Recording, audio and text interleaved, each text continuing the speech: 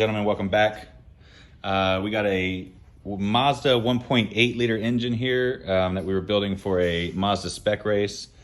So you can see engine super clean, nice, well put together motor. It's just the short block section right now. But what we're going to talk about is the benefit of high compression pistons.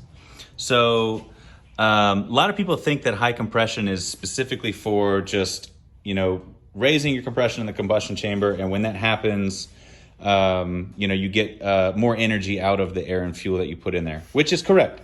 That is a big benefit to it. It does add, more energy through the crankshaft and shows up as horsepower. So there's a couple other benefits I wanted to explain. And one of them in particular is how high compression will actually affect your airflow of the motor.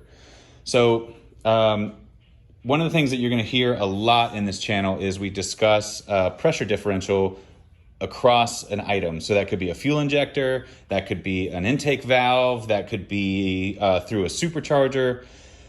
The difference in pressure is actually what that component is reacting to. So for example, if you have 10 pounds of boost in the intake and an injector is flowing and it's supposed to flow at 50 psi of fuel pressure, and that's what the injector is designed to flow at, 10 psi in the intake. If you had 50 psi on the fuel pressure, then the pressure differential across the injector is only 40, and that's what the injector is going to flow as if the fuel pressure is only 40.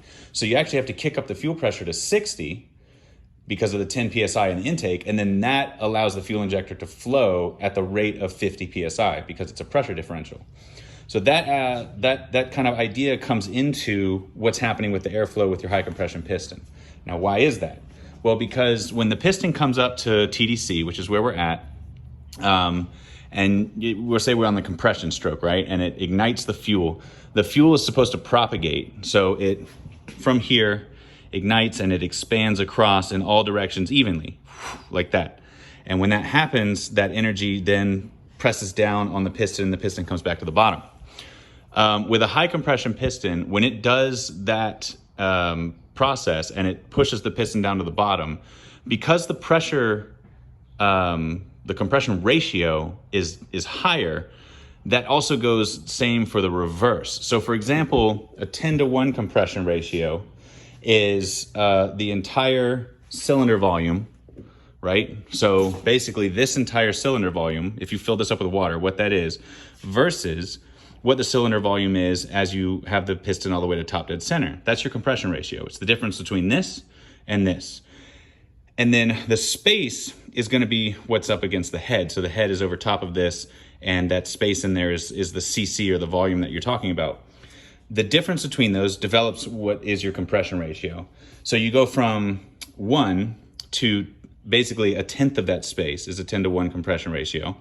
And then when you go back down, it goes to, the same, the difference is, from this space to that space is the 10-to-1. If you had 12-to-1, the difference between this amount of space and that amount of space is even more. So what happens when you do that is the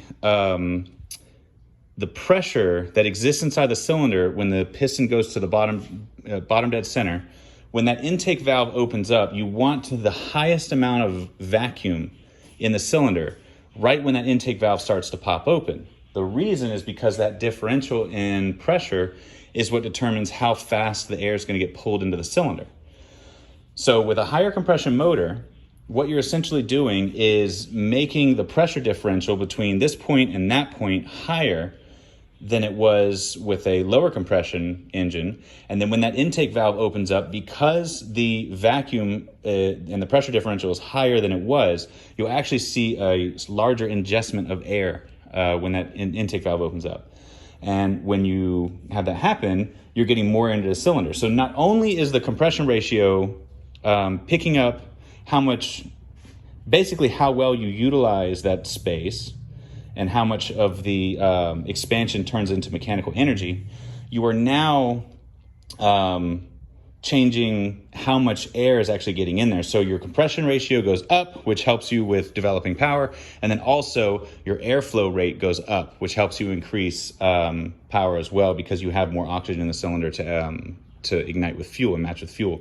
On top of that, what you deal with is now with the higher compression ratio, your flame front is faster.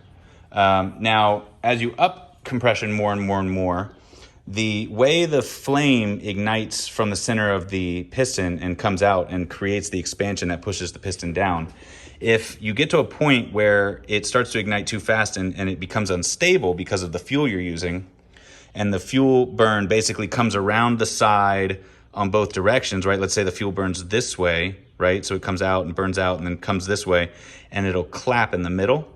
And then once that starts to happen, you now have an unstable burn in the cylinder, and it basically acts as pre-detonation or pre-ignition, or it's basically acting as knock. And that's very, very, very bad for the motor.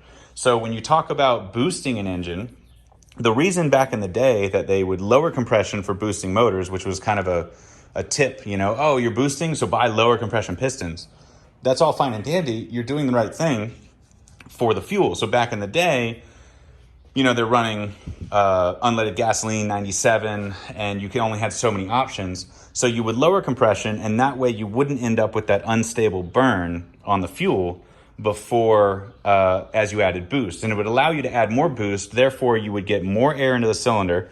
And then because with adding more air, your environment or your compression or cylinder pressure goes up as you're adding more air, which increases the flame speed. And you could do that until you started to hit that detonation point. If you had high compression and added that boost, you would hit that detonation point way before you would if you had lower compression. So that's why people go lower compression with boosted applications. Nowadays, with E85 and higher grade fuels, or any sort of race fuel if you want to use it, you can still run a high compression piston with boost against it. It's a balance. You're talking about how much cylinder pressure you want to create and what kind of fuel you're using and when you hit the ceiling of your octane rating in your fuel. And that's kind of like you got to do some research and figure out what the fuel can handle and what kind of fuel you're going to run. You have to have all those decisions made before you put an engine together, because if you build a high compression motor and it doesn't give you exactly what you want to add boost later, you might hit a ceiling of how much power you can make due to the fact that you don't have access to the right fuels to be able to do what you're doing. So all of these aspects have to go into account when you're talking about building a motor. This motor, our use is going to be a track application. So the rings are cut for a track application. It's a high compression piston. We're using stock heads. So we're trying to get as much out of the bottom end without adding boost as we can. And that's the whole purpose of this motor. So there's no reason for us to consider a lower compression piston, because we definitely don't plan on running any boost. Nitrous, on the other hand, loves an NA motor. Any motor that's built for naturally aspirated setups is built for nitrous. They love it. The only difference is you have to worry about your ring gaps when you cut the rings for the motor, because if you run too much nitrous, you get it too hot and the rings will touch and kaput. So this motor, the rings were cut for circuit track race application, and that's what we're going to be using it for. So, and then, aside from just compression, when you build a short block, the thing should be just as easy to turn as possible, and this sucker is deliciously sweet and smooth. So we're very excited for this motor, but that's not necessarily the topic of this discussion. But that's about it. If you got any questions or anything, definitely drop it in the comments. And I'm pretty good at answering questions and going from there. Subscribe to the channel. I'm going to be putting a lot more of this stuff out there. We got 2 cars to build, Cobra number 1, Cobra number 2, and we're doing a lot of work now trying to fire this thing back up. So hope you enjoyed it.